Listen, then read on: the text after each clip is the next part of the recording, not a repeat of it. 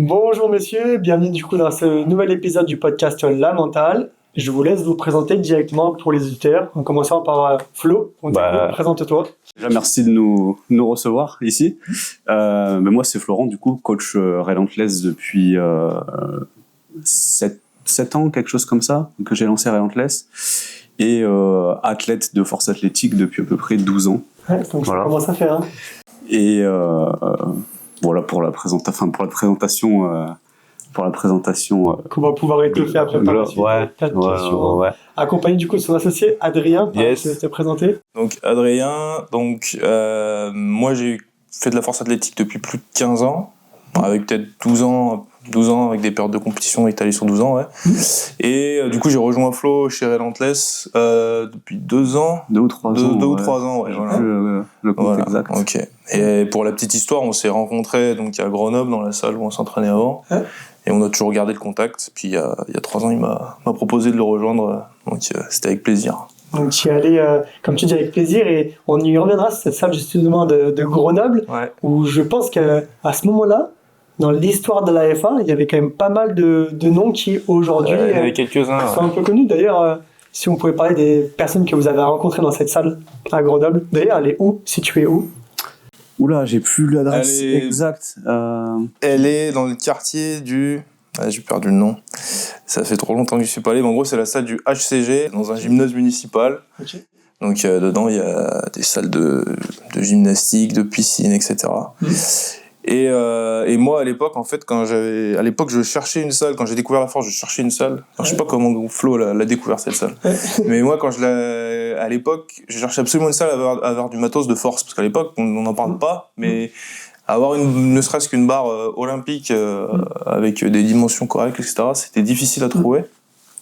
Et du coup, j'ai trouvé cette salle. Associatif donc, et c'est là où j'ai vu mon premier rack à squat, première barre, et où j'ai vu les premières personnes s'entraîner à l'époque en équipé. Okay. Parce que à l'époque l'équipé avait le dessus, on va dire, l'euro était beaucoup moins développé, et voilà, en fait c'est comme ça que C'était en quelle année ça à peu près? Moi j'ai commencé, ça devait être en 2009-2010. 2009-2010. Ouais. Après Flo est arrivé un peu plus tard parce que je t'entraînais dans une... Ouais, en fait, il y avait la fédération officielle du coup qui avant était la FFHM FAC. Okay. C'était la fédération de force et d'haltérophilie était combinée. Puis après il y a eu une scission. Et moi quand j'ai commencé, les deux fédérations étaient encore combinées. Comme Adrien l'a dit, c'était l'équipé qui prédominait. Il n'y avait pas de compétition sans équipement avant. Et en France, il y avait d'autres associations du coup qui proposaient des compétitions de force athlétique, comme la WPC ou la GPC. Et moi, je voulais faire absolument de la compétition sans équipement. Donc j'ai commencé dans un plus petit club à Pont-de-Clair, en périphérie de... Tu connais Pont-de-Clair, en périphérie de Grenoble, du coup, qui était affilié à la WPC. Et après, j'ai fait ma première saison là-bas, un premier championnat de France là-bas, si on peut appeler ça un championnat de France. Et parce que, il faut dire ce qui est, tu te retrouves dans des cas... Enfin, moi, je me suis retrouvé j'étais en junior, je me suis retrouvé dans une catégorie où j'étais tout seul. Okay. Du coup, c'est pas trop tu retrouves pas trop cet aspect compétitif. Et quand j'ai voulu du coup aller, ce qui est maintenant la FF Force, ça correspond en fait après cette saison au moment où ils ont fait la scission avec la fédération d'haltéro et où le RO s'est développé en fait, où il a commencé à avoir des compétitions sans équipement, ce qui a grandement aidé à ce que le sport devienne accessible et se popularise, parce que t'es même pas obligé de commencer dans une salle de force. Tu peux commencer dans un fitness park, dans un basic fit. Tu peux faire du squat, du bench et du deadlift n'importe où. Alors que quand c'était l'équipé, en équipé, tu peux même pas t'entraîner tout seul. T'as besoin de gens pour t'aider à mettre le maillot. T'as besoin d'apprendre en plus d'apprendre les mouvements, d'apprendre à maîtriser le maillot. Donc c'était très peu accessible. Et, moi, c'est comme ça que j'ai fini du coup au HC Grenoble à l'époque et que j'ai rencontré Adrien. Ça fait une bonne dizaine d'années, je pense, qu'on se connaît. Ok, nice. Et d'ailleurs, c'est super intéressant, ça me permet d'avoir la transition. Pour ceux qui ne connaissent pas, en tout cas qui ne connaissent pas la force athlétique, si tu veux nous faire la différence juste entre l'haltérophilie et la force athlétique, pour poser les bases pour les nouveaux qui écoutent le podcast. L'haltérophilie, il y a 2 mouvements. T'as l'épaulé jeté et l'arraché. Du coup, c'est des mouvements un peu plus dynamiques et beaucoup plus techniques où globalement il faut emmener la barre la barre au-dessus de la tête. Et généralement, quand t'expliques à quelqu'un ce qu'est la force athlétique à une personne lambda qui ne connaît pas, tu dis tu vois l'haltérophilie, c'est un peu un sport cousin de l'haltérophilie, sauf que c'est des mouvements différents. Et la force athlétique, du coup, c'est le squat, le développé couché et le soulevé de terre. Et le but, c'est de soulever, de cumuler la charge la plus lourde possible sur les 3 mouvements en ayant 3 essais par mouvement, avec l'essai le plus lourd qui est comptabilisé, l'essai le plus lourd validé. Parce que les essais peuvent être refusés aussi en compétition, vu qu'il y a un règlement et des standards, quoi. Et comme tu l'as dit, dans la force athlétique, après, il y a encore différentes déclinaisons, l'euro, l'équipé. Est-ce qu'il y en a d'autres que j'oublie? Il y a aussi le développé couché sol qui se pratique en compétition, du coup, dans la fédération officielle.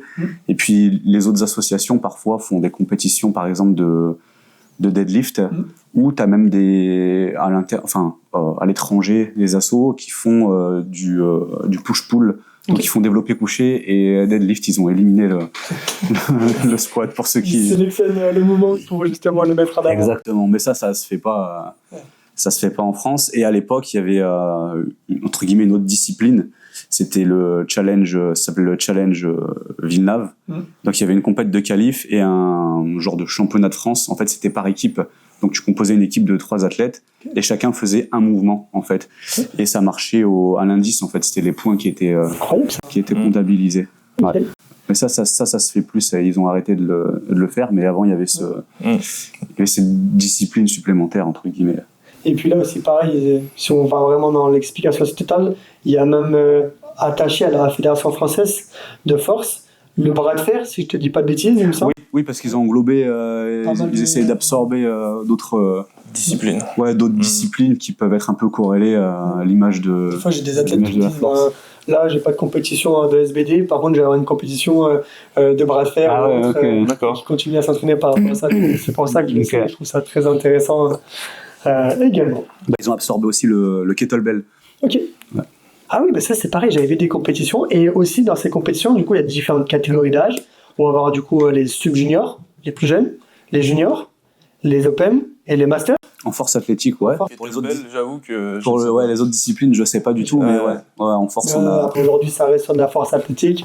Et on a vraiment du coup ces 4 catégories. Sub-junior, junior, open et master. Et en termes de tranche d'âge, sub-junior, c'est en dessous de 18. Ouais. Junior, c'est entre 18 et 23 ans. Après, la catégorie open, en principe, tout le monde peut y prétendre, mais ça va être après, généralement, les athlètes, ils vont s'engager dedans après 23 ans. Et les masters, c'est à partir de 40 ans. Voilà. Donc, tout fraîchement, voilà, c'est ça. Dans la catégorie master, pour toi, Adrien. Yes. Et du coup, on peut dire aussi pour terminer. Et après, t'as encore plusieurs catégories de master. Je veux dire, t'as master 1, master 2, master 3. Ça marche par dizaines. Ce serait pas équilibré, sinon tu mets un athlète de 40 ans avec un athlète de 70 ans. C'est qu'après, l'écart, il est là. Après, il y a des mecs qui sont très forts à 70 ans. Hein. On avait un notamment au HCG dans notre club qui s'appelait Christian Buch. À l'approche des 60, je sais pas s'il avait déjà 70 ans, mais à l'approche des 70 ans, il squattait encore 200 kilos. Tu vois. Donc, moi, à son âge, je signe, clairement. Je signe pour faire la même chose, tu vois. Il faut dire que la force athlétique, c'est en train de se développer. Là, très récemment, c'est passé sur l'équipe 21 aussi. J'ai vu une compétition qui s'est diffusée sur l'équipe 21. Ouais. Ah oui, je savais même pas. J'ai pas... C'était quelle compétition? de compétition internationale. Il n'y avait pas de Français et de Françaises du moment quand j'ai regardé. Mais du coup, tu voyais notamment la polonaise en moins de 69 dans la même catégorie que Pauline, avec les cheveux très courts. Agatha, exactement. Que j'ai vu à ce moment-là. Du coup, c'est ça que je me suis dit. Ah ouais, d'accord. Et je sais pas exactement, c'était pas en France en tout cas. Peut-être les championnats du monde alors. Ceux qui ont les championnats du monde. Ça devait être ça. Je savais même pas que c'était passé sur l'équipe 21. Puis après, ça prend aussi une grosse dimension avec beaucoup de licenciés qui explosent. Les inscriptions pour les compétitions qui sont de plus en plus des fois compliquées pour pouvoir s'inscrire. Ouais, souvent il faut s'y prendre bien à l'avance. Et même moi, quand mes athlètes ont une compétition en vue, je leur dis surtout qu'il y a des compétitions, des fois on sait qu'elles vont être assez prisées, des compétitions de qualif ou quoi. Je leur dis là les inscriptions elles ouvrent à tel jour à 8h.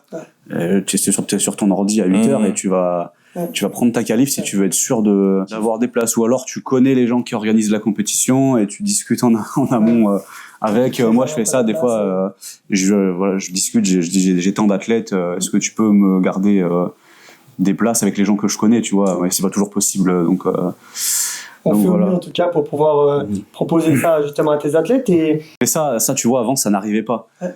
Enfin, il y avait toujours. Nous, on a connu une époque où il y avait toujours de la place pour s'inscrire aux compétitions, et des fois, enfin, tu t'inscrivais entre guillemets à la dernière minute, quelques semaines avant, et c'était bon, quoi. C'était bon. Donc ça prouve que le sport, il a vraiment il a progressé, il est beaucoup plus populaire, il y a beaucoup plus de monde qui pratique la force athlétique, et par rapport à ça, ça montre cette dynamique positive en lien avec ça. Et d'ailleurs, Relentless, ça vient présenter également du coup une team de coach pour pouvoir accompagner un maximum d'athlètes. Si Adrien, tu peux nous présenter un peu du coup l'équipe. Aujourd'hui, on est 2. Toi, tu as une 50aine d'athlètes. Moi, j'en ai une 20aine. Ça a un petit peu moins de 20, donc 70 athlètes. Que dire, il y a des athlètes internationaux. Il y a tous les niveaux, en fait. Et voilà, on propose du coaching. Donc, en général, les athlètes qui souhaitent avoir du coaching journalier, ils se tournent plutôt vers Flow. Moi, je suis plutôt coaching hebdomadaire. Je sais pas que dire d'autre. Ouais, on essaie de proposer un service complémentaire, parce que Adrien, lui, il préfère travailler en hebdomadaire, sa façon dont il préfère travailler. Et moi, avec une formule, entre guillemets, une espèce de formule quotidienne. Et ça m'arrange plus de travailler comme ça. Et puis, t'as des athlètes qui vont plus s'y retrouver avec un suivi quotidien, qui préfèrent ça. Et d'autres qui vont s'y retrouver avec une formule hebdomadaire. Donc, c'est ce qu'on propose. Et puis, comme il a dit, on encadre vraiment de tout. C'est ça le rôle, justement. Pourquoi des athlètes aujourd'hui, comme on l'a dit, peuvent commencer, par exemple, à la salle tout seul, Basic Fit ou autre, mais quel va être leur intérêt, justement, à venir vous contacter pour bosser avec vous? Alors, si là tu parles d'une personne qui cherche vraiment à commencer, je pense que ce qui est intéressant, c'est vraiment si je prends mon exemple, quand j'ai commencé la force athlétique, alors c'était beaucoup moins développé qu'aujourd'hui, donc le challenge c'était vraiment d'avoir un cadre en fait. Moi on n'avait pas de cadre, donc on partait un peu dans tous les sens. On a essayé tous les programmes, donc au final ça nous a aidé à nous construire, on va dire, parce qu'on a tout essayé, mais moi je pense qu'on a perdu du temps aujourd'hui. Si on avait été encadré dès le départ par quelqu'un qui nous mettait tout de suite sur les rails, ça nous aurait permis de partir tout de suite dans la bonne direction, tout simplement. Donc il y a ce côté-là, et puis il y a le côté échange apprentissage, c'est-à-dire que quand tu as un coach en face, c'est pas uniquement je te file un programme, puis tu le suis, tu fais ton bloc et voilà, c'est vraiment un échange. Moi en tout cas, c'est ce que j'essaie de mettre en place. Il y a une collaboration. Et du coup, il y a l'aspect communication qui est super important. Puis il y a des athlètes avec qui on crée vraiment des liens sympas, quoi. Donc ça aussi, c'est agréable. Et puis, je pense qu'il y a le côté pour l'athlète. Ça va dépendre des cas de figure, mais de se sentir rassuré entre guillemets. Sur ce qu'il fait et comment avancer, etc. Voilà. En fait, on a quand même une certaine expérience et on a vu beaucoup. Comme il a dit, on a testé beaucoup de choses, Adrien, mais on a vu aussi on a encadré beaucoup de profils différents. Donc dans le temps, tu vois sur la programmation, les problématiques que tu peux avoir, tu vois des patterns se répéter. Et forcément, avec l'expérience, tu deviens de plus en plus efficace pour régler les problématiques que tu peux rencontrer. C'est aussi l'intérêt. Le but, l'intérêt du coaching, c'est vraiment d'offrir un plan personnalisé à l'athlète, à la fois sur la programmation, mais aussi sur la réalisation technique des mouvements. Via des retours vidéo, parce qu'on fait ça à distance, mais voilà, le but c'est ça. Puis après il y a l'accompagnement en compétition qui est pas systématique, mais qui est aussi très apprécié des athlètes, parce que quand on va la première fois, quand on va en compétition seul, à l'époque c'est vrai qu'on le faisait relativement fréquemment, mais c'est vrai que c'est appréciable, parce que t'as une personne qui va te dire comment t'échauffer, quel moment, etc. Puis au-delà du caractère d'individualisation qu'il mentionne, on essaye vraiment de développer le process d'entraînement qui va convenir à chaque athlète, un peu comme tu pourrais faire en prépa mentale et essayer d'être le moins dogmatique possible. C'est pas parce que Adrien il s'entraîne d'une manière ou que je m'entraîne d'une manière que nos athlètes vont s'entraîner de cette manière-là, et c'est pas parce que j'ai quelques athlètes très forts qui s'entraînent d'une manière que tous mes athlètes vont s'entraîner de cette manière-là, tu vois. On répond à un ensemble de principes en fait qu'on va essayer d'adapter pour chaque athlète. C'est vraiment à chaque fois comme ça que moi je prends en main les athlètes et ce que je leur explique, parce que même des nouveaux athlètes, ils peuvent être influencés par des athlètes de haut niveau qui vont avoir certaines pratiques qui sont adaptées pour eux, par exemple une grosse fréquence d'entraînement, une très grosse intensité d'entraînement, et ils vont pas forcément comprendre que c'est pas adapté pour eux, parce que d'une part c'est quelque chose qui se construit dans le temps, et puis même s'ils essayent de le construire, c'est pas dit que ça va leur convenir, et peut-être que c'est une autre approche qui va leur bénéficier. Moi, parmi tous les athlètes que j'ai des athlètes qui peuvent vraiment des fois être à l'extrême, enfin une forme d'extrême entre guillemets, dans leur style d'entraînement, tu vois. Clairement, mais c'est vraiment ça en fait. Il faut vous voir comme des experts du powerlifting, donc de la force athlétique, parce que vous avez du coup des compétences sur l'aspect physique, avec justement la programmation technique, avec l'exécution des mouvements. On sait qu'aussi, si on rentre un peu dans le détail, chaque mouvement peut s'effectuer de différentes techniques. Si on prend l'exemple par exemple du squat, on peut l'avoir en high bar, on peut l'avoir aussi en low bar. Ça, c'est des techniques qui vont s'adapter par rapport des fois à la morphologie de la personne, par rapport à ce qui fonctionne le mieux pour elle, etc., etc. Donc ça, c'est aussi à vous de pouvoir aiguiller, tester avec l'athlète pour lui trouver la technique qui correspond le mieux. Et également sur l'aspect aussi un peu tactique stratégique, avec ce que disait Adrien, la gestion d'un match. Donc quand on parle de gestion d'un match et la gestion de la compétition, quelle charge on va mettre le jour J, à quel moment je vais mettre que quelques kilos pour faire un léger égal et aller chercher peut-être une médaille, ou là je vais peut-être prendre un peu plus de risques. Toute cette stratégie qui va être très intéressante, que les athlètes apprécient en compétition et qui permet vraiment d'aller chercher des performances qu'on peut souligner notamment pour la team. Surtout sur des compétitions, alors quand tu as une compétition de qualification, tu sais déjà, entre guillemets, les barres que tu veux aller chercher et ce que tu vas programmer en fonction de tes capacités. Donc là, on va dire que la présence d'un coach, elle est peut-être un peu moins importante. On va dire que c'est un palier en dessous, même si ça a quand même son importance, rien que pour l'aspect psychologique pour l'athlète. Maintenant, sur un championnat national, comme tu as pu assister, là, en fait, l'athlète, il ne doit absolument pas réfléchir, en fait. Il faut pas qu'il se pose de questions, en fait. L'athlète, il faut juste qu'il se prépare mentalement à exécuter. Il doit même pas penser aux chiffres, et c'est là où il faut qu'il y ait une relation de confiance aussi qui soit construite en amont avec le coach. Clairement, parce que du coup, ce qui va être intéressant, c'est que dans sa performance, moi, ce que je leur dis souvent, c'est qu'elle est tellement courte, intense et brève que du moment qu'ils vont commencer à penser à des choses extérieures, ils vont peut-être perdre quelques pourcentages dans leur performance. Et on sait que, par exemple, sur un squat, sur un bench, sur un deadlift, chaque seconde, il va falloir être présent sur le mouvement qu'on va devoir faire pour aller chercher de la performance. Et en se déchargeant mentalement de cette charge mentale qu'on a, de la barre, de ce qu'a fait l'adversaire, de ce que je vais devoir faire après ou de ce que j'ai fait avant, ça lui permet d'être beaucoup plus concentré, d'aller chercher du nerveux, d'aller chercher de la perte et de pouvoir aller chercher peut-être quelques kilos qui font qu'on est sur le podium, qu'on est peut-être champion de France, etc., etc. Ah mais exactement. Comme je le dis, l'athlète, il ne doit vraiment pas se poser de questions. Et même parfois, après, toi, tu l'as peut-être plus ou moins constaté avec les athlètes avec qui tu as pu travailler, mais pour certains athlètes, je pense que ça peut être bénéfique que l'athlète ne connaisse même pas la charge parfois qu'il y a sur la barre. Tu vois, sur un 3e essai au deadlift, donc l'essai qui va conclure la compétition, où des fois tu mets la barre qu'il faut pour aller chercher le podium ou gagner le match, ça peut même être au bénéfice de l'athlète des fois, parce qu'il va juste être, au lieu de penser à la charge, il va être 100% canalisé sur l'exécution. Je sais pas comment tu le perçois toi dans ton travail. C'est très intéressant. Moi j'ai fait du coup mon master 2 sur une thématique, ce qu'on appelle le choking under pressure, le fait de s'effondrer en fait sous la pression.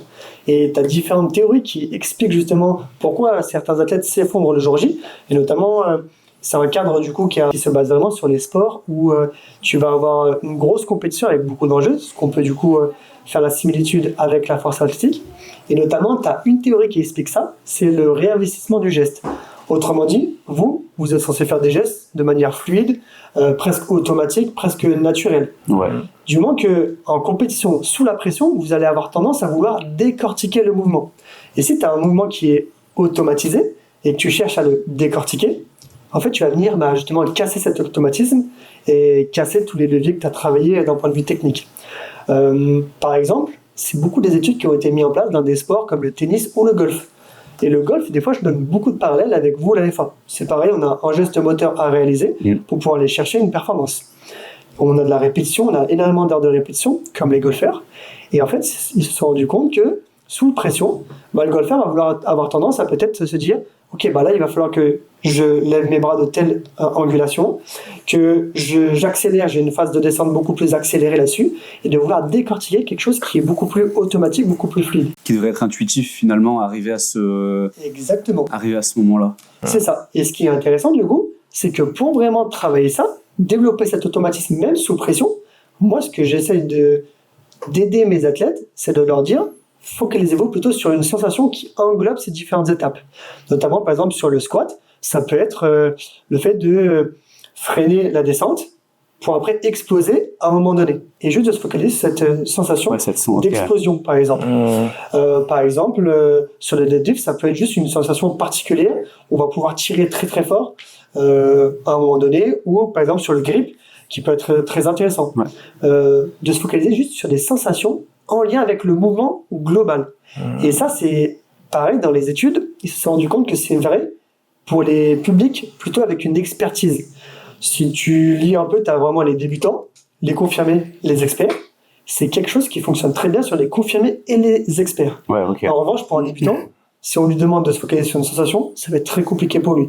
Il va falloir déjà lui apprendre à décortiquer le mouvement pour qu'il puisse créer cette sensation. Exactement, et après qu'il l'enregistre. Mais c'est intéressant parce que là, ce que tu dis, en fait, ce qu'on a tendance à faire nous, alors c'est peut-être, toi tu l'as expliqué de façon, c'est ton métier, donc très technique, mais c'est d'essayer de faire une abstraction de la technique à un moment donné, comme tu dis. C'est-à-dire à un moment donné, le mec, un gars qui démarre, forcément, il va falloir lui apprendre le geste technique. Bien sûr. Mais si tu veux envoyer, si tu veux forcer, il faut faire abstraction de cette technique. Et en général, on fait un lien sur la tension, sur l'intention, et ça rejoint un peu ce que tu dis, en fait. Par rapport à cette recherche d'explosion, etc. Exactement. Et tu t'associes le mot-clé qui convient en fonction d'eux. Il y en a, ça peut être juste de la vitesse. Il y en a, ça peut être de sentir une contraction très forte. Il y en a, ça peut être de l'explosion, pour reprendre les mots de certains. Et en fait, c'est juste d'aller chercher cette sensation. Et du coup, par exemple, sur du power, où j'ai accompagné quasiment une 50aine d'athlètes, on peut parler du même mouvement, mais on peut parler du coup à chaque fois du mot avec l'intention qui est différente pour chaque fois pour les 50 athlètes. Et c'est ça qui est intéressant, c'est ça qui est riche, et ça qui apporte du coup quelque chose d'intéressant dans ma pratique en tant que préparateur mental, spécialisé du coup en force athlétique. C'est intéressant ce que tu dis parce que on n'a pas les mêmes outils que toi du coup, mais nous dans notre process de coaching, dans le développement de l'athlète, on essaie de faire en sorte à ce que le mouvement devienne le plus intuitif possible pour l'athlète et encourager l'athlète au fil du temps à réfléchir le moins possible à ce qu'il fait. Et j'imagine que, parce que nous on se retrouve avec des profils qui ont tendance à surréfléchir, suranalyser ce qu'ils font, j'imagine que du coup tu dois avoir affaire à... Tout à fait, du coup moi je les ai après un séance individuel, et le but du coup quand justement les coachs vont dire ne réfléchis pas, au final c'est très dur de ne pas réfléchir, et en fait il faut juste qu'ils arrivent à réfléchir sur quelque chose qui va les aider dans la performance.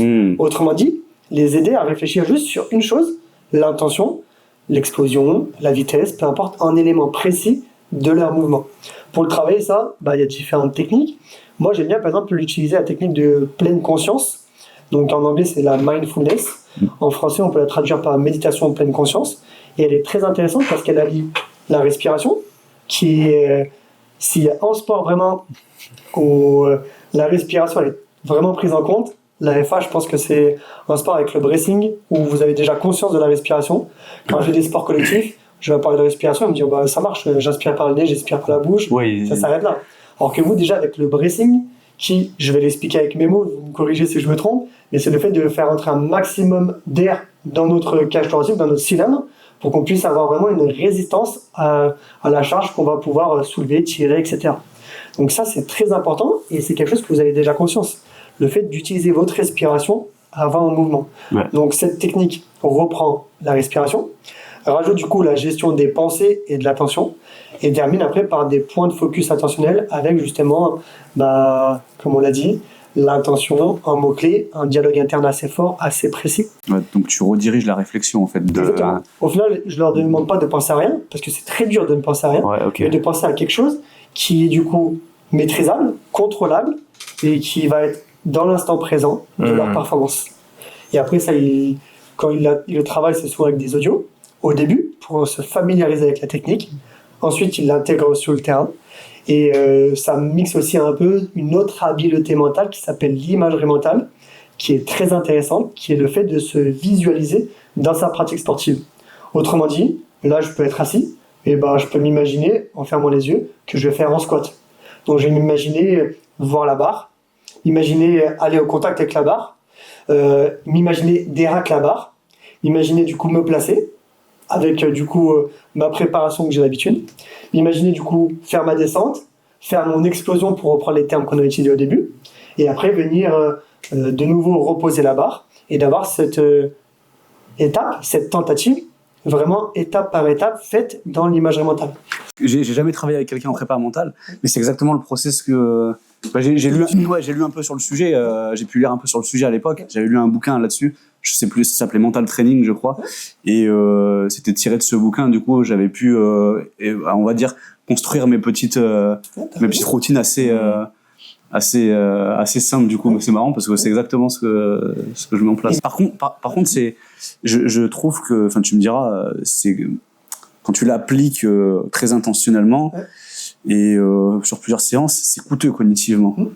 Tout à fait. C'est coûteux cognitivement, mais du coup, c'est pas coûteux physiquement. Et c'est pour ça que des fois, ce que je dis à mes athlètes, c'est important de faire l'un ou l'autre. On peut faire les deux en combiné, c'est encore mieux. Autrement dit, imaginons Adrien avec moi, on fait du coup sa série ou sa rep au squat. Derrière, il va avoir un temps de repos qui va être nécessaire pour qu'il puisse enchaîner physiquement. Avec l'imagerie, il va pouvoir les enchaîner. Bien sûr, je suis d'accord avec toi, ça va nécessiter des ressources attentionnelles, des ressources cognitives qui sont moins coûteuses que l'aspect physique et qui vont lui permettre de, peut-être que une tentative soit encore plus performante d'un point de vue technique, d'un point de vue peut-être physique, d'un point de vue peut-être mental. Quand je dis que c'est coûteux, c'est que moi, pour ce que j'ai expérimenté, au sein de la séance, t'as un retour positif sur ta performance, même ta qualité d'exécution, etc. Par contre, après la séance, tu te sens plus fatigué. Surtout quand tu fais ou même le lendemain, quand tu fais, déjà, la force, ça sollicite beaucoup le système nerveux. Mais le lendemain, quand t'as des tâches à réaliser qui te demandent de réfléchir, d'utiliser ton cerveau et qui sont pas des tâches automatiques, et tu le sens sur t'es plus lent sur ta capacité de réflexion, tu te sens plus, je dirais plus dans un brouillard mental. Je sais pas si tu as déjà eu des retours comme ça. Pour l'imagerie mentale, ce qui va être important, c'est de se dire que c'est toujours une progression que tu peux avoir évolutive. Tu peux déjà te baser sur les moments où tu vas l'écouter. Donc, avant une séance, ça peut être quelque chose qui va te créer, bien sûr, de la fatigue cognitive, de la fatigue mentale. Donc ça, c'est important à le prendre en compte. Et plus tu vas commencer avec l'athlète étape par étape, plus ça va être facile pour lui de l'intégrer, de l'assimiler et de pouvoir, au fur et à mesure, être de plus en plus rapide et moins énergivore dans sa pratique. Ça passe notamment déjà par plusieurs étapes. La première, c'est de se dire qu'il y a deux points de vue qui existent avec l'imagerie. Il y a le point de vue interne, à travers nos propres yeux, et un point de vue beaucoup plus externe. Souvent, d'expérience, en force athlétique, on a tendance à avoir une imagerie mentale plus facile à la faire de l'extérieur, en troisième personne. À votre avis, vous savez pourquoi justement en FA? Pas du tout, parce que moi, j'arrive. Toi, tu te vois de l'intérieur? Même visualiser la première personne avec les sensations, tu vois. J'ai énormément de mal à le faire la première personne, moi. Je me force, vraiment, je me concentre pour le faire à la première personne. Moi, ça me paraît pas du tout intuitif de me... c'est intéressant. On a vraiment les deux. Du coup, on a Flo qui est plus à l'aise de se regarder première personne à travers ses propres yeux. Alors qu'Adrien, c'est un peu plus comme une caméra, une personne extérieure. Et quand j'ai mes athlètes, on va dire qu'elle est bien 2/3 des athlètes, c'est un peu comme Adrien, ils ont plus de facilité pour ça. Moi, j'aimais l'hypothèse que comment ça fonctionne, les coachings, c'est des retours qui sont vidéo. Et par conséquent, du coup, si on va demander à Adrien, par exemple, de visualiser un bon squat, un bon bench ou autre, il va avoir son référentiel qui va être basé sur le retour vidéo. Peut-être ce qu'il a vu, ce qu'il s'est vu faire, etc., etc. Donc, mes athlètes vont avoir souvent tendance à plus facilement se voir de l'extérieur. Se voir de l'extérieur permet du coup d'avoir le geste un peu académique et de pouvoir voir un peu les critères que même le jury peut évaluer. Tu vois, la profondeur au squat par exemple ou autre. En revanche, comme tu disais, toi, tu es beaucoup plus à l'aise à ressentir les sensations. C'est plus facile de l'avoir d'un point de vue interne. Parce que du coup, d'un point de vue interne, tu vas vraiment pouvoir ressentir le contact de la barre avec la paume de la main, autrement dit le grip. Ressentir peut-être des contractions très précises sur des groupes musculaires. Peut-être voir ce que tu peux voir exactement sur un squat, toi, à travers tes propres yeux, etc., etc. Justement, quand je visualise, par exemple, j'essaie de me sentir l'intention que je vais mettre dans mon bracing, mes appuis au sol, d'imaginer que la barre sur le dos, elle est lourde, de sentir la sensation du grip qui m'écrase la peau. Et comme ça, quand je sais que quand je vais y être, je vais pas être surpris. C'est comme si je l'avais déjà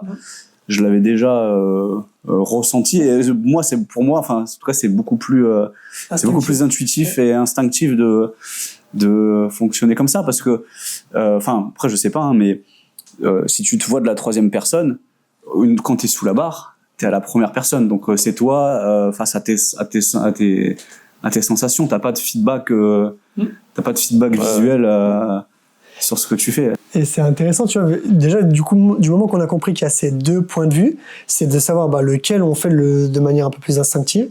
Et ce qui est intéressant, mine de rien, c'est quand même de développer les deux. Parce que selon ce qu'on veut développer, est-ce qu'on veut travailler vraiment les sensations et aller chercher cette intention particulière? Donc là, je vais, moi, encourager l'athlète à partir sur un point de vue interne, mais s'il l'a pas entraîné avant, maîtrisé avant, c'est compliqué. Et pareil, s'il veut se focaliser plus sur une exécution un peu plus académique ou une gestuelle précise, là, la troisième personne va être intéressante parce que ça va lui permettre de valider un peu sa profondeur, par exemple, ou d'autres éléments qui vont être un peu plus critères d'évaluation qu'on pourrait avoir. Le point de vue interne est mieux, selon toi, si l'athlète arrive à...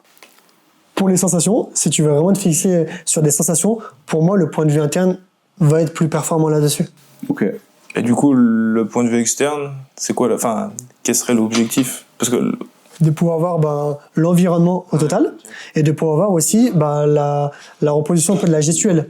Autrement dit, par exemple, quand vous faites un squat, vous pouvez ressentir quand est-ce que vous allez être en profondeur, mais vous n'allez pas pouvoir le voir. Alors qu'avec la troisième personne, tu vas pouvoir voir quand est-ce que tu vas être bon sur la profondeur. C'est ce que vous faites en vidéo. C'est pour ça que vous demandez en vidéo des retours de vos athlètes. C'est pour que vous puissiez, vous, entre guillemets, contrôler ou analyser l'exécution du geste. L'idée, c'est de faire la même chose. En point de vue, du coup, troisième personne, c'est de pouvoir avoir cette analyse fine d'un point de vue un peu plus technique, alors que l'autre, on va être plus sur une sensation d'un point de vue technique également. Tu vois, moi là-dessus, je vais dans l'attente à ce qu'il corrèle le débrief visuel qu'on fait à ses sensations. Ça veut dire que si sur la vidéo il est parallèle et qu'il faut descendre plus, quand je lui dis là t'es pas bon, il faut descendre plus, c'est que une fois qu'il va être à l'entraînement, qu'il cherche à ressentir en fait, je sais pas, plus d'étirement dans sa chaîne postérieure et aller chercher en fait ce feedback proprioceptif. Clairement. Et ça, tu vois, entre lui demander, du coup, c'est très bien, du coup, ça lui permet vraiment d'avoir les deux, pour avoir des choses vraiment intrinsèques et des choses un peu plus extrinsèques. Tu peux également, lui demander de s'entraîner en imagerie mentale, si c'est un élément de sa performance, de pouvoir l'activer encore plus. Il vient de finir sa barre de last warm-up, avant son opener, de dire, ok, pour rappel, ton facteur de performance d'intention pour ton squat, ça va être telle contraction musculaire, ça peut être telle sensation de vitesse ou autre, peu importe. Focalise-toi là-dessus en image mentale lorsque tu fais ton mouvement uniquement sur cette sensation-là et uniquement là-dessus. Pas de décortiquer pour éviter un réinvestissement du geste comme évoqué précédemment, mais uniquement concentre-toi sur cette sensation durant l'imagerie. Et sur cette sensation, si on parle de contraction musculaire, essaye de la ressentir. Essaye peut-être de la voir à quel moment elle va être la plus forte à travers tes propres yeux. Peut-être c'est sur une phase de descente, peut-être c'est sur une phase iso, peut-être c'est sur une phase de remontée, peu importe. Essaye aussi peut-être de l'entendre précisément, peut-être avec, on On sait qu'aussi au niveau auditif, on va avoir les juges qui vont nous dire par exemple des ordres, des racks, etc., squats, tous ces éléments-là, où ça peut être un élément que tu peux associer à ça pour le rendre encore plus fort et que ça soit encore plus fluide, plus automatique, plus naturel pour l'athlète. Et qu'au final, il ne pense plus à rien, mais il pense juste à une chose, l'élément qu'il a associé, qui s'est donné plein de repères avec pour la performance. Ok, intéressant. Ouais, du coup, limite là, l'ordre d'arbitrage, ça devient un déclencheur pour... Ça peut être un starter, ça peut être tout à fait un starter. Et des fois, même le starter que je bosse, c'est Adrien Plastre est annoncé pour le plateau. À partir de là, on entend ça, c'est parti. Le switch. C'est intéressant parce que moi, je me rappelle à l'époque, les premières fois que j'ai entendu parler d'imagerie, enfin de visualisation, j'avais un coach qui me l'avait fait faire, et puis après, il y a eu Eddie Hall, qui avait, quand il a tiré 500 kilos, il l'a expliqué comme ça, je sais pas si c'est un peu, enfin, la partie vérité, la partie réalité, je sais pas, mais en gros, lui, c'était, en fait, il allait dans sa salle de sport, il allait dans les toilettes, il s'asseyait dans les toilettes, et son starter, c'était l'ouverture de la porte. Okay. Voilà. Et du coup, il est rentré, bam, il avait sa barre chargée, et il avait expliqué ça, ouais. Et lui, il parlait d'hypnose. Alors, je sais pas si c'est vrai, mais il parlait d'hypnose et il disait qu'à partir du moment où il avait ouvert la porte, il était en mode machine, quoi. Il était en mode pilotage automatique, voilà. Il savait exactement ce qu'il avait à faire et il allait droit à la cible. Ouais.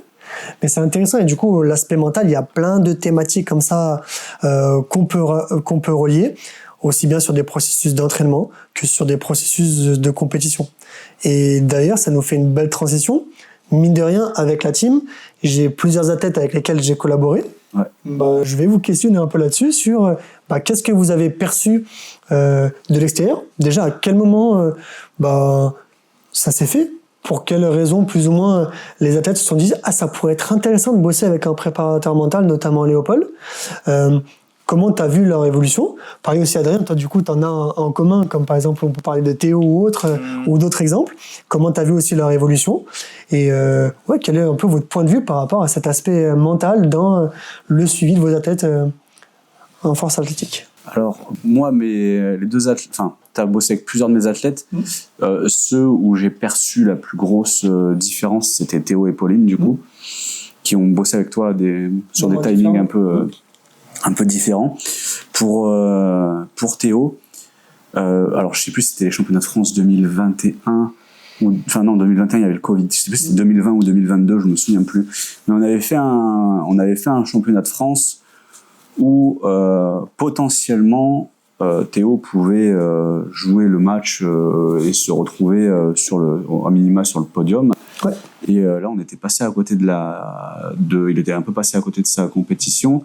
Et pour moi, un des facteurs qui avait été prédominant dans le fait qu'il était passé à côté de la compétition, c'était la gestion de son niveau de hype, entre guillemets, d'excitation, d'énervement. Moi, je l'avais vu cramer beaucoup d'énergie dès le début de la compétition, et parce que c'est quelqu'un qui peut être très intense, Théo, dans l'état dans lequel il peut se mettre. Et là, enfin, cognitivement, tu crames beaucoup de ressources, et quand tu t'élèves à ce point-là cognitivement, ça a une répercussion on le constate sur le terrain, ça a une répercussion physiquement. Et quand dès tes premiers essais de squat, t'es déjà à 200%. Tu crames beaucoup, et quand tu fais ça pour être en mouvement sur 9 essais, ça c'est coûteux. Quand t'arrives au soulevé de terre à la fin, qui est décisif, t'as cramé énormément de ressources dont tu aurais besoin pour aller chercher, comme tu dis, le podium, la médaille. Exactement.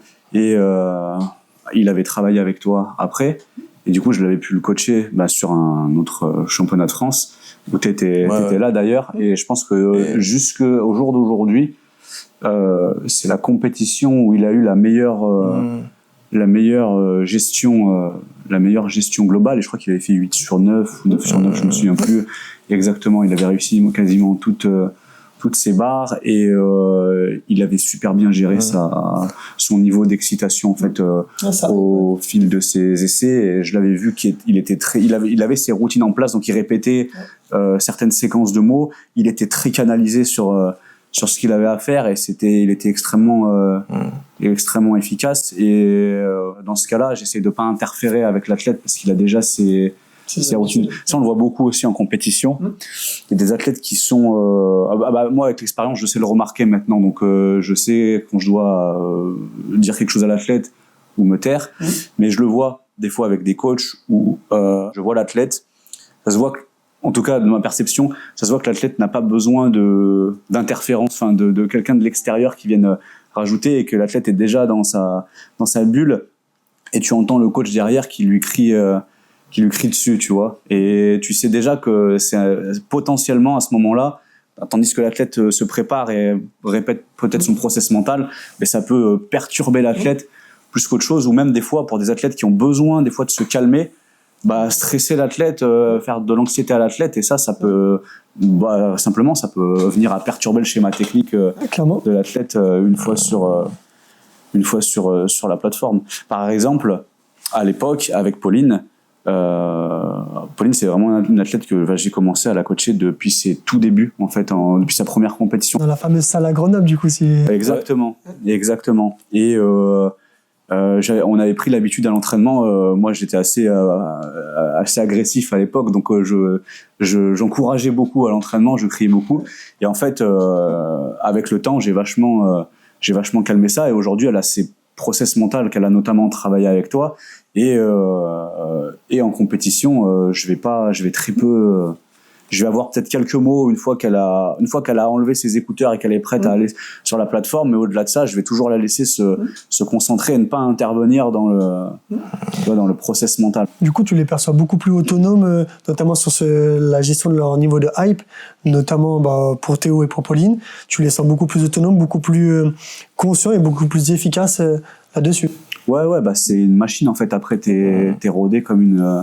Moi, quand j'avais vu Théo à Cogolin, je me rappelle. Ouais, avant qu'il. Où il était, excuse-moi, Théo, dans un état lamentable, vraiment. Même Il nous écoute, Théo. Il va nous écouter. Même en arrivant, je me rappelle, parce que moi, je l'avais croisé, mais à l'époque, je le connaissais moins bien que maintenant, et je l'ai vu arriver à Cogolin. Je me suis dit, putain, je m'étais fait la réflexion, en fait, parce que tu sentais qu'il y avait vraiment, tu sentais qu'il était déjà, même avant de commencer l'échauffement, il était déjà à fond, en fait. Et c'est vrai que pendant toute la compétition, tu sentais que c'était c'était très lourd en fait, comme pour lui en fait, il contrôlait pas ses émotions. En tout cas, c'est moi c'est comme ça que je l'avais perçu. Et je crois que c'était l'année d'après au championnat de France. Ouais. Il était transformé, c'est-à-dire qu'il était ultra calme. Il y avait des mots qu'il répétait, je saurais plus lesquels. Et tu sentais que ça le canalisait. Et d'ailleurs, il avait fait, il me semble, une très bonne compète. Ouais. Et effectivement, c'était vraiment le jour et la nuit, quoi. Mais clairement, ce qu'il faut se dire, en fait, c'est que, justement, Flo parlait du niveau de hype. Donc ça, c'est un terme qu'on retrouve essentiellement en force athlétique. Sinon, de manière classique, moi, j'ai parlé de niveau d'activation. Donc, tu as utilisé des très bons termes en parlant de surexcité versus, au contraire, ça va être vraiment être endormi, être très, très relaxé. Donc là, vraiment, c'est deux extrêmes. En anglais, ça va être le niveau de arousal, ça va être le terme qu'on va retrouver dans les études scientifiques. Et en fait, ce qu'il faut se dire, c'est quand on a lu les articles scientifiques, on se rend compte qu'en FA, les compétitions sont très longues. C'est pas un match dans Sport-Co qui va durer 1 heure, 1 heure et demie. Ça va être quasiment 4 heures de compétition. Si tout se passe bien, s'il n'y a pas de retard, on va y être sur globalement 4 heures de compétition. 4 heures de compétition où, du coup, comme on le disait au tout début, on va avoir 3 mouvements à faire avec 3 tentatives pour chaque mouvement. Autrement dit, 9 tentatives au maximum à réaliser. Avec un intervalle de temps entre les mouvements à chaque fois où tu as un peu de temps pour te reposer et puis après tu dois te réchauffer pour le mouvement suivant. Et je te coupe, mais ça je l'ai vu aussi dans l'amélioration apportée à mes athlètes. C'est aussi je l'ai notamment beaucoup vu sur Pauline, la capacité à redescendre, à se relaxer pour se relancer dedans. Ça a été assez. Elle avait de mémoire, parce que ça fait longtemps, ça fait 6-7 ans que je la coach. Elle avait un tempérament au début de la compétition, au début plus excité, tu vois. Et elle a vraiment gagné en aptitude à redescendre. Et tu peux, en tout cas entre 2 lifts, tu peux la retrouver complètement relaxée. Et ça je pense qu'en termes de gain d'énergie énorme. Et cognitivement même, c'est au niveau du système nerveux, c'est énorme. Parce que du coup, comme on disait, si pendant 4 heures on est à bloc, sachant que on va monter, on va être au bloc, on va rester comme ça pendant, peut-être on va réussir le squat, peut-être un peu le bench, mais du moment qu'on va arriver sur le terre, on va commencer à diminuer. Et si on diminue, c'est ce qu'on disait. D'un point de vue stratégique, c'est là qu'on peut jouer une qualif, c'est là qu'on peut jouer un podium, c'est là qu'on peut jouer un titre. Donc si on n'arrive pas à le faire fluctuer, si on n'arrive pas à le réguler, à l'ajuster, on risque justement d'avoir un crash mental, parce qu'au bout d'un moment, on va être épuisé cognitivement, épuisé mentalement. Et dans ce cas-là, on va perdre plusieurs kilos et ça va être négatif pour la performance. Donc ce qu'on essaye de mettre en place avec les athlètes, à chaque fois, c'est de pouvoir la faire fluctuer, ce niveau de hype, ce niveau d'activation, de pouvoir le faire fluctuer en se disant, ok, selon les mouvements, quel mouvement me sollicite plus d'activation que les autres. Donc ça dépend encore une fois selon les athlètes. Je donne un athlète par exemple auquel je pense, qui me dit moi ça va être le terre, où je vais avoir le besoin de plus d'énergie d'un point de vue mental. Ok. Après ça va être le squat. Ok. Et en dernier, le bench, qui est celui où j'ai besoin de ressources mentales, mais moins que les autres. Ok, une fois qu'on a ça, on va pouvoir dire, entre tes 3 mouvements, quel est celui où tu as le besoin de te mettre le plus dans un état d'activation, de surexcitation pour performer. Ils vont me dire, c'est souvent mon 3e essai, ce qui est logique. Donc l'idée, c'est de pouvoir commencer doucement sur l'opener, être un peu plus efficace sur le 2e, d'aller chercher un pic sur le 3e mouvement du squat et d'être capable, après, par exemple, pour l'exemple de mon athlète, de diminuer pour être un cran au-dessous, mais de garder la même schéma. Et d'être sur le terre, sur le mouvement le plus high pour avoir ton point culminant sur ton niveau d'activation sur ce mouvement qui va être du coup décisif pour ta perf, pour ton podium, pour ta qualif France, etc., etc. Du coup, si tu fluctues pas comme ça, ta capacité sur le terre à remonter, elle est très limitée, voire tu te retrouves malgré ta volonté de vouloir remonter, en fait, à un moment donné, c'est plus fort que toi, t'as plus rien, quoi. Ça permet du coup d'économiser les ressources, comme tu l'as très bien dit, de pouvoir durer le plus longtemps possible et de pouvoir sélectionner les moments clés qui vont nous permettre d'aller chercher la performance. En plus, on sait que chaque athlète va avoir aussi un profil particulier avec un mouvement où on est plus à l'aise, où on va peut-être grappiller plus de total qu'un autre. On pense par exemple à Pauline qui est très performante sur le squat. Et ça, c'est quelque chose qui va lui permettre de capitaliser et de potentiellement, dès le début, de prendre un peu d'avance. Et après, de se dire peut-être sur les autres, je régule différemment, etc., etc. Pour que sur le match à la fin, sur le terre, je sois capable de mettre 100% des ressources que j'ai besoin pour aller performer. Et ça, du coup, ça s'entraîne. Ça s'entraîne, on peut parler par exemple de l'utilisation de la musique. La musique, c'est quelque chose qui est très utilisé en FA pour se dynamiser. Mais il y en a très peu qui vont l'utiliser pour se relaxer, pour justement atteindre un niveau beaucoup plus tranquille. Et comme tu l'as dit tout à l'heure, entre 2 lifts, ça sert à rien de rester taqué pendant, selon les compétitions, ça peut être entre 5 et 10 minutes, des fois un peu plus. Ça sert à rien de rester au taquet d'un point de vue d'activation. Plus sur du 10 minutes en moyenne, hein. Plus sur du 10 minutes, donc ça peut être long si tu restes. Ça peut être infini, ça peut paraître très très long. Et moi, ça me fait penser au fait que ce qui est intéressant là-dedans, c'est qu'en fait, les athlètes qui sont hypés tout le long d'une compétition, souvent j'ai cette sensation qu'ils subissent le moment. Et du coup, ils créent une expérience négative. Parce que ils sont à fond tout le temps. Si ça se passe pas bien, là, c'est la catastrophe. Alors que avec cette démarche d'une espèce de ramp-up tout au long de la compétition, tu contrôles ta compétition et à la fin, c'est positif, en fait. C'est que tu ne subis pas t'es en contrôle, en fait. Tu profites de la compétition, et on le sait, en plus, comme on l'a dit, en force athlétique, les compétitions restent rares. Il faut profiter de l'environnement, l'ambiance qu'il peut y avoir. Profiter de pouvoir faire des PR ou faire valider un 9 sur 9 ou un 8 sur 9 sur la compétition. Profiter de choses qui vont venir vous créer de la satisfaction, vous créer de la fierté, vous créer quelque chose de positif qui viennent valider vos heures d'entraînement. parce qu'on a énormément d'heures d'entraînement. Ça, c'est aussi un point à souligner sur le résultat apporté par la prépa mentale. Si on prend le cas de Pauline par rapport à avant, en compète, enfin, sur l'ensemble, je la vois beaucoup plus calme et beaucoup moins anxieuse, en fait. Ouais, c'est vrai. Tu vois, aborde la compétition de façon plus sereine, pas plus calme, mais plus sereine et plus confiante, je dirais, en allant sur ses essais. Et du coup, forcément, entre tes essais, bah, t'as une meilleure capacité à te calmer, parce que si tu restes stressé en attendant la suite, j'imagine que c'est aussi ce qui t'empêche de redescendre à ce moment là où t'aurais besoin de redescendre. Clairement, parce que du coup, on va avoir vraiment cet état de stress qui va être trop important. C'est des notions de dosage qui vont être trop excessifs. Si on reste dans ces zones-là, encore une fois, on va être au niveau, par exemple, cardiaque trop important, alors qu'on aurait besoin d'avoir un rythme cardiaque beaucoup plus bas. Au niveau, pareil, des pensées, on va avoir sur des pensées peut-être négatives ou des pensées d'échecs ou des préoccupations qui vont, encore une fois, nous consommer des ressources mentales. Et ça, on pourrait le décliner sur plein de leviers. Donc, c'est très important de pouvoir préparer ça, l'anticiper, de pouvoir en parler avec l'athlète pour que le jour J, il sache, au même titre que vous, avec le game plan que vous leur proposez, qu'il ait plutôt aussi un game plan d'un point de vue mental pour qu'il puisse restituer, performer. Et c'est comme tout. L'aspect mental, c'est quelque chose où ça se travaille. Si on l'a jamais travaillé, c'est normal d'avoir des axes d'amélioration. Et le but de la préparation mentale, c'est d'optimiser ça, le travailler pour que transformer des freins en levier de performance par la suite, tout simplement. Et aussi une autre question sur l'aspect un peu entraînement.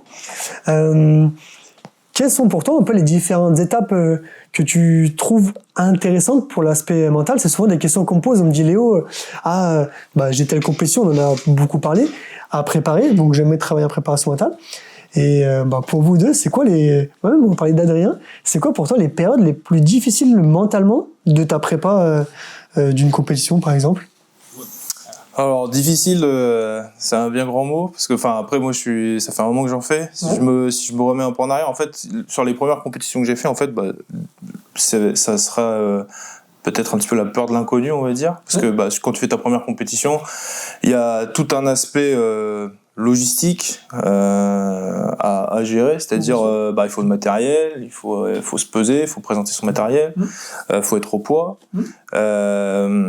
Ensuite, il faut une fois que tu fais tes essais, il faut aller donner les tickets, etc. À l'époque, on faisait beaucoup ça seul. Donc, moi, les premières compétitions que j'ai fait, je les faisais seul. Maintenant, on est plus accompagné, mais il y a quand même cet aspect-là. Et puis après, sur la prépa, si comme quelque chose de, entre guillemets, difficile, on a tendance à se projeter sur des barres.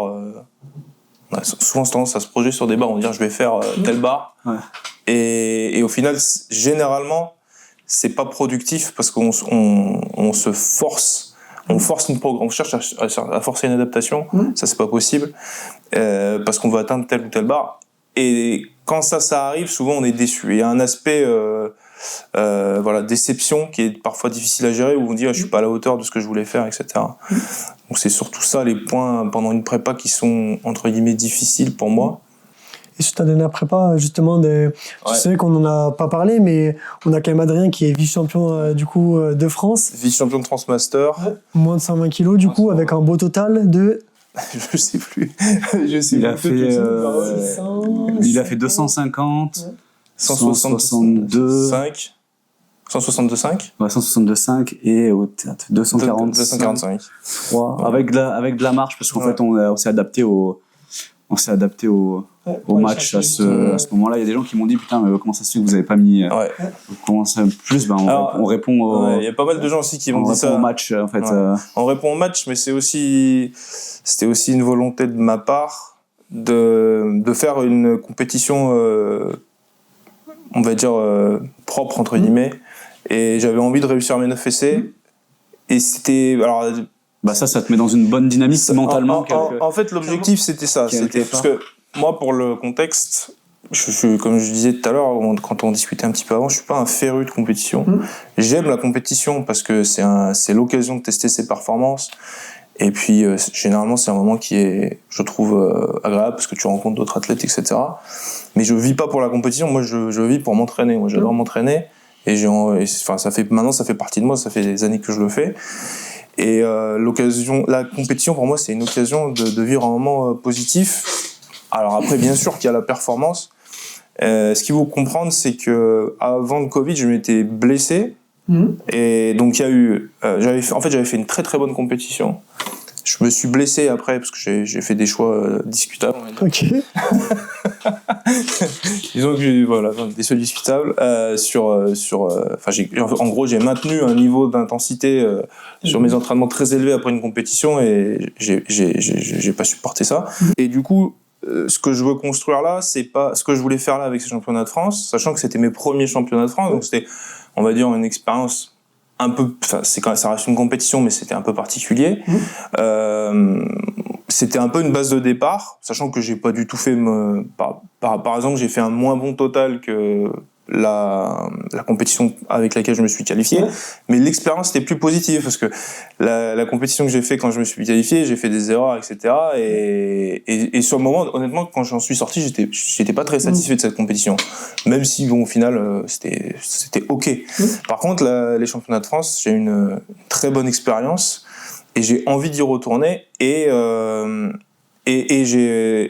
ça nous a aussi permis de construire un plan d'entraînement, on va dire, qui me correspond. Voilà. Donc, ça t'a remis dans une boucle positive. Voilà, en fait. c'est ça. Le but, c'était vraiment ça. C'était de me remettre dans une boucle positive. Mais c'est vrai que c'est très important. Souvent, les athlètes me disent j'aimerais faire telle barre ou autre. Mais c'est vrai qu'on a beaucoup parlé avec Théo et c'est très important d'avoir un peu cette notion qu'on utilisait ensemble d'athlètes intelligents, c'est-à-dire des athlètes qui recherchent plutôt des 8 sur 9, des 9 sur 9 en compétition pour monter en confiance, pour aller grappiller que quelques kilos et au final de garder ce qu'on peut dire en force athlétique, c'est que c'est un sport d'endurance dans le temps, de longévité. Je pense que c'est vrai pour la plupart des athlètes, mais pas pour qu'il faut pas en faire un absolu de ça, parce que tu vois, moi personnellement, je réponds pas du tout à ça. Et bon, là, pour les championnats d'Adrien, on a eu la discussion en amont, donc ça nous a permis de calibrer les objectifs.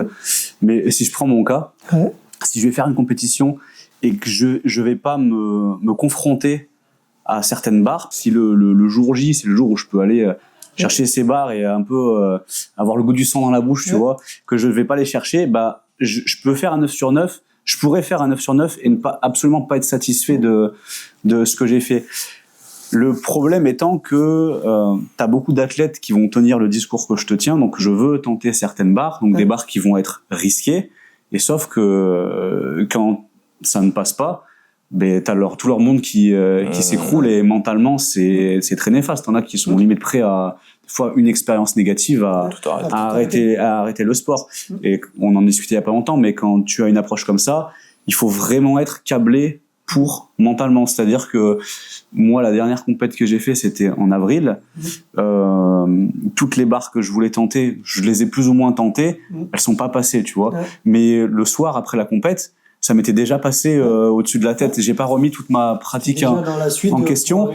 J'ai même pas remis mes entraînements en question parce que mes entraînements s'étaient très bien passés. C'est juste que j'ai tenté des trucs qui étaient relativement challengeants et je savais déjà qu'il y avait des chances que ça passe pas. Ce jour-là, j'étais pas dans ma meilleure forme, mais dans ce cas-là, tu remets pas tout ton... Oui, clairement. Que la tête soit en accord avec soi-même, quoi. Se dire, si je le tente, que ça passe, tant mieux. Si ça passe pas, de dire, ok, ça m'empêche pas de pouvoir continuer. Et au contraire, ça va toujours être stimulant et motivant pour la suite. Je pense que l'approche, elle doit être adaptée au profil psychologique sur comment t'approches les choses. Parce que moi, une approche où on me dit, voilà, t'as fait telle barre, on va sécure le 9 sur 9. En fait, moi, je vais à la compétition, je suis pas motivé. J'ai même pas envie d'aller la faire, la compétition, j'y vois aucun... Et t'as tout à fait raison de souligner ça, vraiment, le fait de l'adapter. Et c'est vrai que pour Théo, lui, on était beaucoup plus sur se dire, ok, à ce moment-là, on a besoin d'aller chercher quelque chose de particulier, d'aller chercher un 9 sur 9 et d'avoir vraiment cette, malgré les années, parce que ça faisait combien de participations qu'il avait au championnat de France? Ça faisait beaucoup. Beaucoup, ouais. Donc, de se dire... On a commencé moi, j'ai commencé mes saisons juniors en 2016, premier France junior. En 2017, Théo, il était déjà avec moi donc j'ai commencé un an avant lui les saisons juniors. Théo, il était déjà avec moi en junior en 2017. Et là, il est toujours, je pense qu'il a manqué aucun championnat de France, depuis 2017, ouais. Donc de se dire pareil, comment j'appréhende aussi, comment je me projette dans cette 10e participation au championnat de France. Et tu as tout à fait raison, peut-être pour d'autres profils, se dire non, je dois aller chercher ça, je vais chercher ce challenge. Et derrière, par contre, de se dire, si je réussis, tant mieux. et quelle va être la suite. Si je ne réussis pas cette fois-ci, quelle va être la suite pour après. Mais de garder quand même cette dynamique positive, cette motivation pour pouvoir durer dans le temps et de pouvoir quand même avoir une pratique de FA qui dure dans le temps et pas qui se stoppe au premier échec ou en tout cas au premier obstacle qu'on va rencontrer.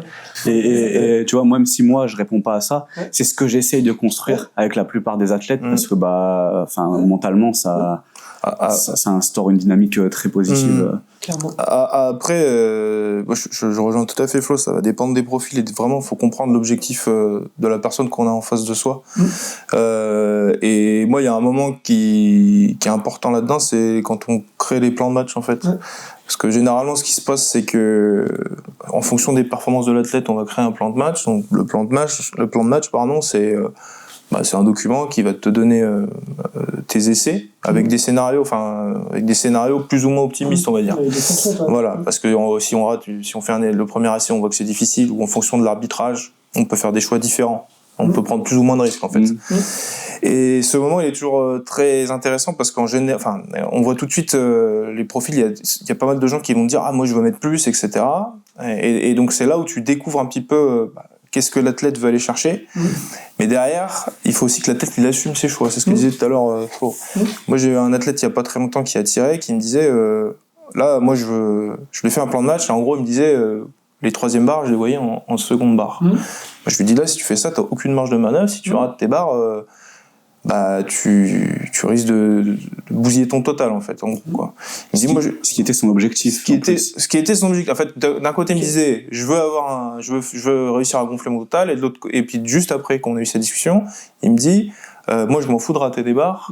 Si je vais sur le plateau, c'est pour tirer. Je lui dis, ce que tu dis, c'est contradictoire en fait, parce que tu peux pas te dire, je m'en fous de rater des barres. Et je veux gonfler mon total, c'est complètement incompatible. Ça s'oppose, surtout sur les 6 premiers essais. Si tu veux avoir un gros total, il faut avoir une stratégie qui va dans ce sens-là. Et en plus, il a fait son troisième essai au squat, il a réussi, mais il a raté un ordre. Et du coup, il a été invalidé. Et on en a reparlé avec lui, et il était d'accord, ça l'a complètement bousillé sur tout le reste de la compétition parce qu'il n'a pas su gérer l'aspect mental de ça. Voilà. Et je disais ça en fait parce que ce qui est intéressant en fait, c'est de comprendre le profil de l'athlète, et ça passe aussi par des échecs en fait. C'est-à-dire que des fois, tant que le mec il a pas fait une mauvaise compétition, tu sais pas comment il va réagir. Parce que là, il me disait, moi je veux y aller, je veux tirer, et puis à un échec, on a vu qu'en fait, c'était pas vraiment ça qu'il recherchait, quoi. Donc, j'imagine que tu dois travailler dessus, mais on observe souvent un manque de hiérarchisation dans les objectifs de l'athlète, ce qui après crée des décalages, ou alors t'as un athlète qui se fixe un seul objectif, au lieu de se fixer 2 ou 3 objectifs, et dès que cet objectif il passe à la trappe, il sort de la compétition, alors que je pense que si t'as un second objectif, et un troisième objectif, c'est des clés qui te permettent de rester même mentalement dedans. Je sais pas toi si tu travailles. Quand je bosse les objectifs, je me focalise beaucoup avec un outil que j'aime bien, c'est l'arbre à objectifs. En gros, on va venir décortiquer un peu les objectifs dans le temps, en partant d'abord du très long terme, dans 4-5 ans, qu'est-ce que je veux dans ma pratique de la FA. 2-3 ans, qu'est-ce que je vais devoir mettre en place pour atteindre ça. Et pareil, du coup, sur du court terme, 6 mois, qu'est-ce que j'ai besoin comme objectif maintenant, qui va me permettre de valider ceux dans 2 ans, ceux ensuite dans 5 ans. Et quand on aborde ça, souvent les objectifs, ils sont en FA déjà très chiffrés d'entrée. Ça va être en total, ça va être une chose précise, etc. Tu as tout à fait raison. Ce qui va être important, c'est de pouvoir mettre différentes fourchettes déjà, pour pouvoir mettre un peu une graduation là-dessus. Ensuite, ça va être de jouer sur 2 choses. On va avoir les objectifs purement de performance et les objectifs que je vais appeler de maîtrise, en suivant du coup un paradigme sur la fixation d'objectifs. Les objectifs de maîtrise, c'est on compare Flo d'aujourd'hui avec Flo de 2026, 2027 ou 2028. On se compare soi-même dans le temps. Objectif de performance, on compare Adrien avec tous ses opposants dans justement la catégorie moins 120 kg, master, etc. La différence, c'est laquelle ? C'est qu'il y en a un, c'est uniquement la performance va être contrôlable et dépendante de toi. Ouais. Donc tous les facteurs, tu vas pouvoir les maîtriser. L'autre, Adrien, il va avoir du coup des facteurs qui vont être non maîtrisables par lui et du coup dépendants des autres. En FA, on sait qu'en plus, il y a un gros impact, pouvoir des réseaux sociaux. On connaît tous un peu nos concurrents, nos adversaires, c'est même des fois des proches, des amis. C'est très néfaste, ça. Ça, souvent, du coup, ce qui peut se passer, c'est que dans un moment de la saison, on a tous des pics de forme qui vont être différents, on va tous avoir une évolution différente, de se comparer à des personnes qui, au final, en fait, ne seront jamais comparables avec nous. Imaginez, moi, pareil, je suis dans la même catégorie que Flo, j'ai aucune expérience, je peux pas me comparer avec Flo par rapport à ça, ça peut être différent. Par rapport à notre passé sportif, on a des qualités et des axes d'amélioration différents. Par rapport à notre expérience sur l'aspect technique, etc., etc., c'est très dur de se comparer aux autres. Mais je te coupe, mais en-delà de ça, la compétition, c'est un jour différent.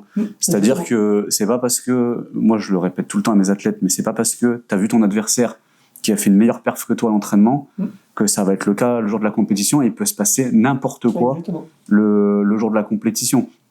Et j'ai plein d'exemples depuis que je fais ce sport où on voit des retournements de situation assez importants, et des fois quand j'ai des athlètes qui se laissent démotiver parce que y a mon concurrent qui fait mieux que moi, j'ai vraiment du mal je sais comment le faire avec le temps, mais c'est vraiment difficile de dealer avec ça, et en fait l'athlète ne s'en rend même pas compte, mais il se tire une balle dans le pied lui-même. À l'époque, on n'avait pas ce problème-là parce qu'il y avait des mecs qui mettaient un peu des perfs sur Facebook, mais il y avait pas grand-chose. Et en fait, on allait en compétition à l'époque. Il y a une époque où tu allais en compétition, tu savais pas ce qu'ils faisaient les autres. Il y avait cette part de doute. Donc dans ta tête, tu te disais, peut-être qu'aujourd'hui je peux gagner, je peux être sur le podium. Il faut juste que je sois à mon 100%, et on va voir en fait ce qui est faisable. Et ça te met dans une bien meilleure dynamique. T'étais concentré sur toi, il faut que je sois du coup dans le plein potentiel de ce que je suis capable de faire. Exact. Plutôt qu'aujourd'hui, on va être sur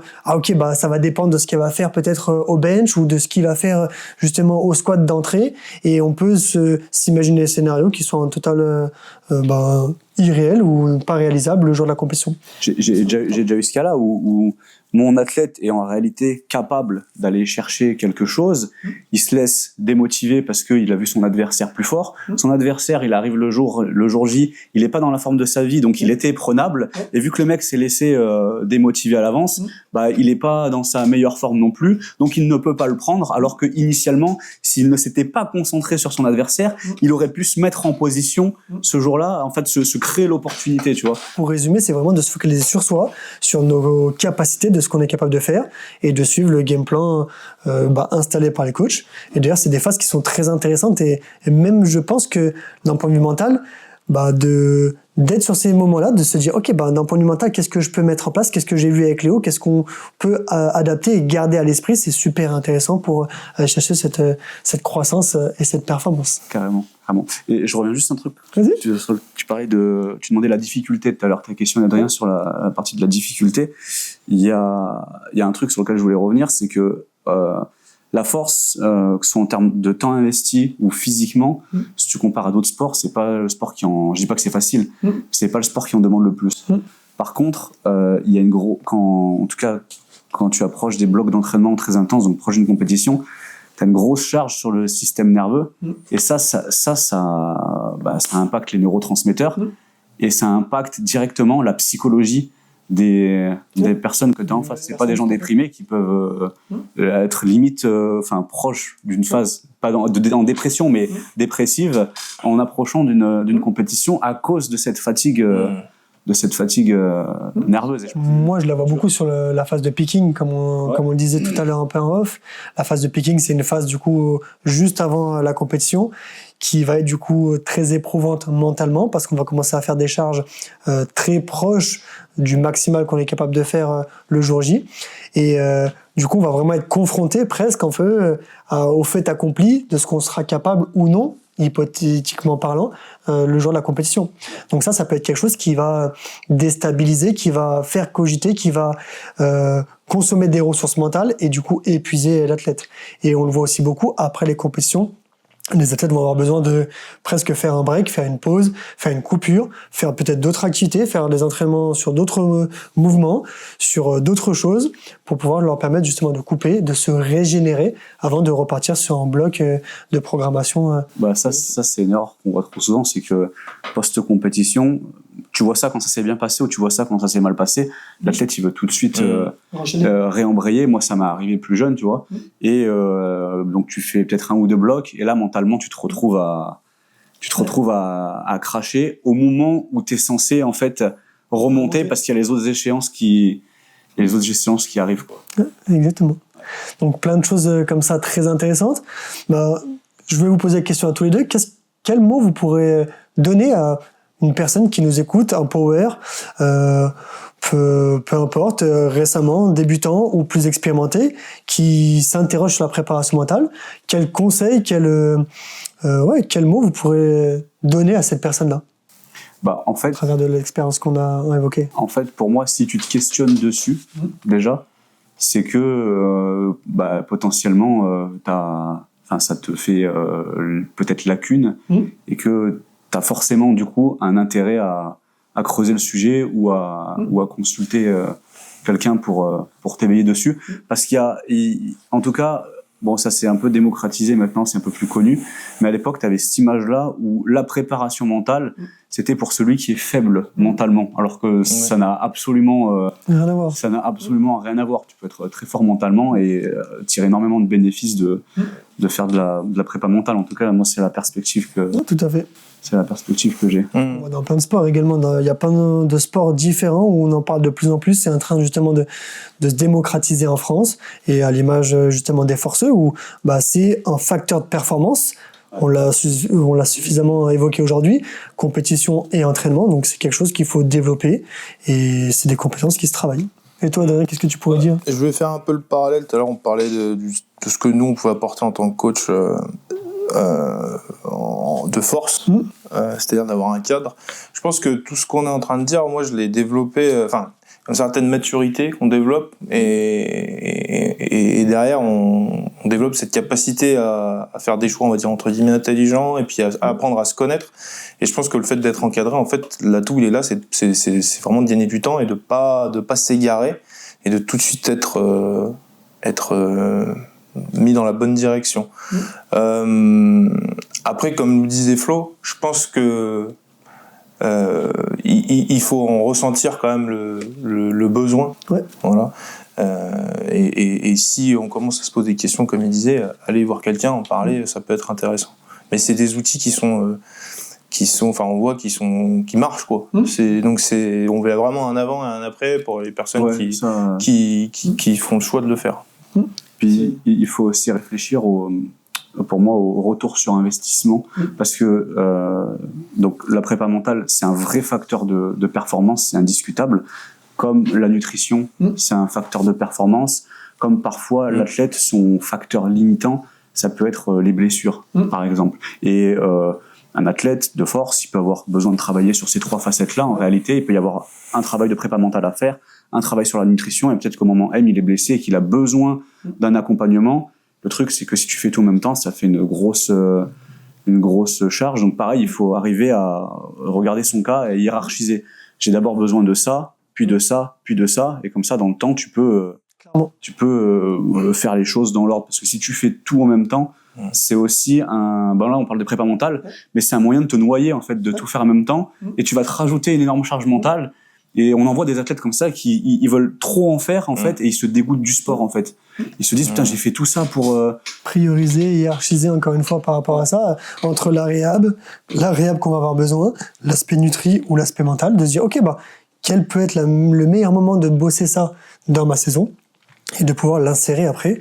Et c'est là aussi que vous avez un rôle en tant que chef d'orchestre de tout ça, de pouvoir dire ok, là ça peut être intéressant, ok, là on n'a pas forcément de priorité à mettre ça en place, oriente-toi peut-être plus là-dessus, etc. C'est exactement ça. Des fois j'ai des athlètes qui me demandent, est-ce que ça, Flo, ce serait intéressant, plus ou moins intéressant pour moi. Moi, mon athlète, je vais lui dire, là, ta nutrition elle est correcte, toi, tu aurais peut-être plus besoin d'un prépa mental. Ou l'inverse, toi, mentalement, c'est pas parfait, tu peux t'améliorer, mais tu te gères plutôt bien, mais tu aurais plus besoin de t'attarder sur l'aspect nutrition, ça serait un plus gros facteur de performance pour toi. Et c'est ce qu'ils ont besoin aussi, comme on dit, ils ont besoin d'un cadre, d'être accompagnés, d'être conseillés, et c'est là aussi vous avez ce rôle-là, et c'est super intéressant. Et moi, du coup, c'est aussi plus facile, du coup, quand les athlètes viennent me voir, me disent, ok, Flo m'a conseillé justement de te contacter pour telle ou telle raison. comment ça se passe, et après là on déclenche justement l'accompagnement, je leur explique la façon dont je vois la préparation mentale, comment je travaille avec mes athlètes, et après c'est parti pour préparer l'échéance, pour préparer la préparation à la compétition, etc., etc. Pour terminer, petit instant un peu promo pour vous. Du coup, quelles sont vos prochaines échéances, vos prochains événements? Bien sûr aussi, vous avez un podcast, vous pouvez parler de tout ce que vous voulez un peu pour la promo, pour les auditeurs, pour vous faire découvrir encore plus. Avec Adrien, on sort tous les deux de compétition là. Enfin, moi, j'ai eu une compétition en avril, une compétition, donc il n'y a pas, j'ai pas forcément d'échéance proche, sachant que j'ai une petite blessure suite à ma compétition, donc moi, j'aime bien prendre le temps de me remettre et de réinstaurer une dynamique d'entraînement positif. Je suis pas pressé de refaire une compétition. Semaine prochaine, t'es à l'étranger, tu me disais aussi? Dans 2 semaines. Il y a la Coupe du Monde universitaire où j'ai un athlète qui prend part à la compétition que je vais pouvoir aller coacher du coup pour l'équipe de Belgique. Félicitations. Et après, si on doit faire notre promo, si on doit faire une pub, avec Adrien, on va lancer bientôt notre chaîne YouTube du coup, sur laquelle on va publier nos podcasts qui sont déjà sur toutes les plateformes audio, et on va publier du contenu autour soit de la technique ou de la programmation qui apporte vraiment de la valeur. Parce que sur les formats Instagram, on est assez limité. Ceux qui consomment du format Instagram, ils n'ont pas un temps d'attention énorme. Moi, à l'époque, quand j'ai commencé Instagram, il y avait personne en France qui faisait du réel éducatif. Moi, je postais des réels de 15-20 minutes où j'allais expliquer la mécanique des omoplates au développé couché, mais aujourd'hui, tu publies ça, il y a personne qui va sur Instagram qui va écouter ça. Donc le but, c'est de proposer des formats plus longs, parce que nous, c'est ce qu'on aime faire. On se retrouve pas sur les formats rapides. Donc là, c'est le gros truc à venir pour nous. Parfait. Et toi, Adrien, du coup? Moi, au niveau des compétitions, alors pareil, je sors de compétition, il n'y a pas d'échéance fixe, mais probablement autour de décembre. Voilà. Moi, l'idée, c'est de se requalifier pour les championnats de France de l'année prochaine et de faire mieux que ce que j'ai fait cette année. Et voilà, je pense qu'il a fait un bon tour de... Et après, pour vous suivre, du coup, Instagram quand même? Ouais, Instagram. Donc moi, c'est flo.blnc. Et moi, c'est adrien.plastre, tout simplement. Et notre site web, du coup, relentlessstrengthsystem.com. Et c'est à peu près tout. Voilà. Très bien. Et d'ailleurs, pourquoi ce nom de team? C'est vrai qu'on aurait pu commencer par ça, le podcast. Pourquoi ce nom d'équipe, de team? Quand j'ai lancé mon entreprise de coaching, j'ai été aiguillé par un ami, du coup, qui était dans l'entrepreneuriat. Il m'a dit, faut que tu trouves un nom à ton truc. Moi, j'ai beaucoup d'influence américaine, du coup. Il y avait ce truc de Strength System qui me plaisait bien, et il fallait que je trouve un truc qui venait avant, du coup. Et le livre Relentless j'ai perdu le nom. Ça vient d'un livre, du coup? D'un livre. C'est le livre Relentless. Il a été écrit par un préparateur physique qui est très très connu, qui a coaché les basketteurs Kobe Bryant, et c'est Michael Jordan, je crois. Mumford? C'est Mumford? Non, c'était pas leur entraîneur de basket, c'était leur préparateur mental, préparateur physique à ces mecs-là. On vous le mettra en description. Je crois qu'il s'appelle Tim Grover. Le mec. Ah oui, Tim Grover, ouais, tout à fait. Il a écrit un livre qui s'appelle Relentless et un livre qui s'appelle Winning. Et le livre Relentless, à ce moment-là, moi j'étais à fond dans la compétition. Il a eu une grosse influence sur mon développement, mon développement mental, ma vision du sport. Et après, j'ai pu retranscrire ma vision du sport dans ma vision de l'entrepreneuriat. Du coup, j'ai décidé d'appeler ça Relentless. C'est un peu le symbole de l'acharnement, et je pense que par ce biais-là, quand tu lâches pas, tu peux à peu près tout réussir ou avoir du résultat dans tout ce que tu fais. Donc ça symbolise ça, et ça aide à fédérer des athlètes qui ont un peu cette mentalité-là, et qui sont du coup à notre image, puisqu'on partage cette vision des choses. Et clairement, aujourd'hui, les teams comme ça de force athlétique, ça permet de créer justement une communauté, un regroupement de sportifs de haut niveau. Et c'est ça qui est intéressant, c'est de pouvoir partager des valeurs, partager des façons de fonctionner, des échanges et avoir des apprentissages. Et on va être good. Comme d'habitude, on finit le podcast. Le podcast s'appelle La Mentale. Je pose toujours cette question pour terminer à mes athlètes. Pour vous, c'est quoi, du coup, avoir la mentale ? Je pense que ça rejoint dans un sens Relentless le fait c'est un état d'esprit dans lequel on va s'accrocher à ses objectifs coûte que coûte et qu'on accepte les hauts et les bas en fait. Ouais, tout à fait. Je pense que c'est ça. Clairement. Je dirais pas mieux, c'est le lâche rien en gros. Ça revient du coup, on aurait vraiment cette connexion. Ouais. C'est pas le nom, il est pas pour décorer. Donc voilà.